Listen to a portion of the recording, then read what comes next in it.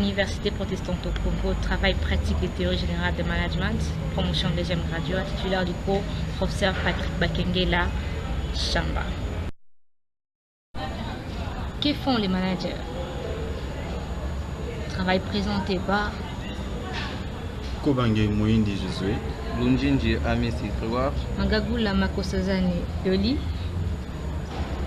Maweja Kainda Aaron, Moyowabo Kazadi Aimant, Mutumba Mgiele Naomi, Nizigiyimana Alice,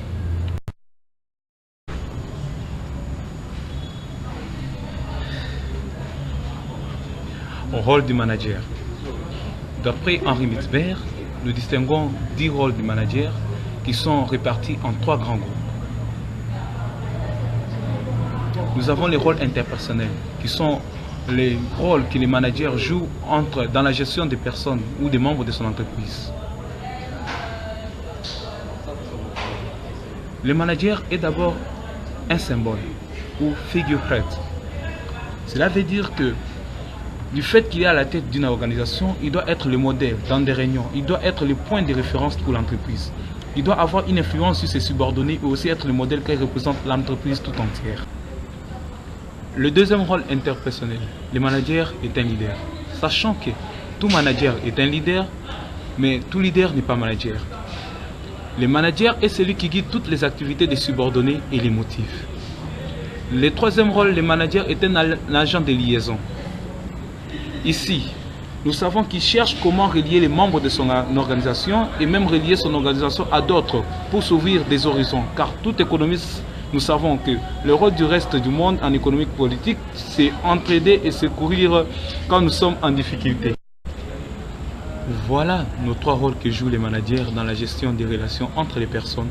Notons bien que pas seulement les personnes qui sont dans l'entreprise, mais aussi les personnes qui sont en dehors de l'entreprise ou le reste du monde. deuxième grand rôle informationnel. Ici, nous décrivons la dimension où le manager est le plus informé et en même temps l'informateur. Le manager est un observateur actif. Il collecte le plus grand nombre d'informations provenant de l'extérieur et même de ses subordonnés ou membres de l'organisation. Deuxième sous-point, le manager est un diffuseur. Il diffuse et transmet l'information collectée de l'extérieur pour passer ses subordonnés. Troisième sous-point, le manager est un porte-parole.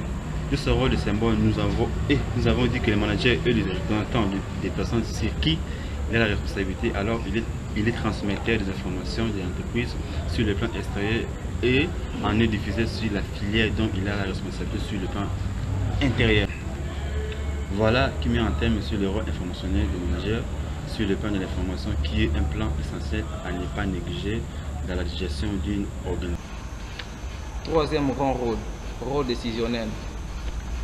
Ici, le manager voit le pour et le contre et en tire des conclusions adéquates pour améliorer les conditions de vie de son organisation.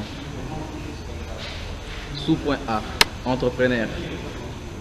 Le manager cherche des opportunités et initie de nouveaux projets à l'organisation. Comme il est en liaison avec d'autres organisations, il doit être opportuniste. Donc, saisir toutes les occasions qui peuvent apporter un plus dans la survie et même l'émancipation de l'entreprise. Sous-point B, régulateur. Lorsque l'organisation fait face à des problèmes importants, c'est au manager d'essayer de corriger. Sous-point C, distributeur des ressources. Le manager doit allouer d'une façon rationnelle ses ressources en fait d'atteindre ses objectifs. Le dernier point, négociateur. Tout simplement, la négociation est l'une des obligations des professions du manager. Elle peut être quelquefois problématique, mais ne peut en aucun cas être esquivée.